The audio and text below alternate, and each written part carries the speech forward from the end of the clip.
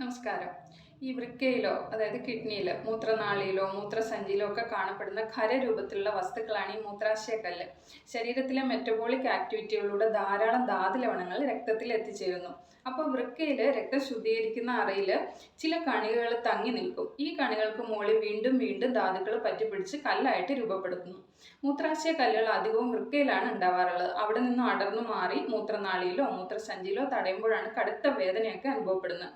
ഇവയിലൊരു 75% calcium crystals ആണ്. Calcium phosphate, calcium oxalate ഒക്കെയാണ് കൂടുതലായിട്ടും കാണപ്പെടുന്നത്. ശരീരത്ത് അമിതമായിട്ട് കാൽഷ്യം എത്തുകയോ അല്ലെങ്കിൽ കാൽഷ്യം ശരീരത്തിന് ഉപയോഗപ്പെടുത്താൻ കഴിയാതെ വരികയോ ചെയ്യുമ്പോഴാണ് ഇങ്ങനെയൊക്കെ ഉണ്ടാവുന്നത്. ഞാൻ നേരത്തെ പറഞ്ഞതുപോലെ ഈ വൃക്കയിൽ എത്തുന്ന കാൽഷ്യം കണികകൾ വൃക്കയിലോ മറ്റ് മൂത്രാശയ ഭാഗങ്ങളിലോ തങ്ങി നിന്ന് വീണ്ടും കൂടുതൽ കണികകൾ പറ്റിച്ചേർന്ന് കല്ലുകളായിട്ട് തീരുന്നു. ഇതിൻ്റെ ലക്ഷണങ്ങൾ എന്ന് പറഞ്ഞാൽ അടിവയറ്റിലും നടുവിനും ഒക്കെ അതികഠിനമായ വേദന വരും. പിന്നെ ഛർദ്ദിക്കാൻ തോന്നും. പിന്നെ മൂത്രത്തിൽ രക്തം കാണപ്പെടുക, ശരീരം വിയർക്കുക, പനിയും വിറയലും ഒക്കെ ഇതിൻ്റെ ഒരു ലക്ഷണങ്ങളായിട്ട്. ഇത്തരത്തിൽ മൂത്രത്തിൽ കല്ലുള്ളവർ ഭക്ഷണത്തിൽ കുറച്ച് കാര്യങ്ങൾ ശ്രദ്ധിക്കേണ്ടതായിട്ടുണ്ട്. ഒന്നാമതായിട്ട് ഉപ്പ് കുറയ്ക്കുക അല്ലെ ഒഴിവാക്കുകയോ ചെയ്യുക. ഉപ്പ് കൂടുതലുള്ള അച്ചാർ, പപ്പടം, സ്നാക്സ്, പ്രോസസ്ഡ് ആയിട്ടുള്ള മീറ്റ്, സൂപ്പ്, ജങ്ക് ഫുഡ് ഒക്കെ ഒഴിവാക്കുക.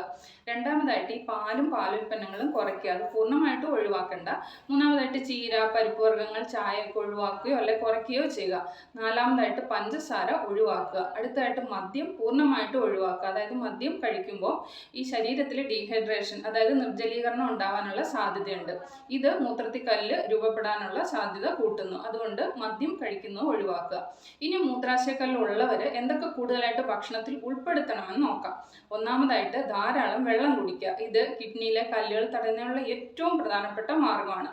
ദിവസം ഒരു 2 അല്ല 3 ലിറ്റർ വെള്ളമെങ്കിലും കുടിക്കണം. പറ്റുമെങ്കിൽ ഞെരിഞ്ഞില്, ബാർലി, തഴുതാമയൊക്കെ ഇട്ട് വെള്ളം തിളപ്പിച്ച് അത് തണുപ്പിച്ച് കുടിക്കാം. അടുത്ത് ഈ നാരങ്ങ വെള്ളം കുടിക്കുന്നത് നല്ലതാണ്. അടുത്തായിട്ട് ഈ പൊട്ടാസ്യം ധാരാളം അടങ്ങിയിട്ടുള്ള ബ്രോക്കലി, കോളിഫ്ലവർ, ക്യാബേജ് പോലെ ക്രൂസിഫറസ് ആയിട്ടുള്ള പച്ചക്കറികൾ കഴിക്കുന്നത് ഈ കാൽഷ്യം നഷ്ടം കുറയ്ക്കാനും കല്ലുകൾ രൂപപ്പെടുന്നത് തടയാനും സഹായിക്കും.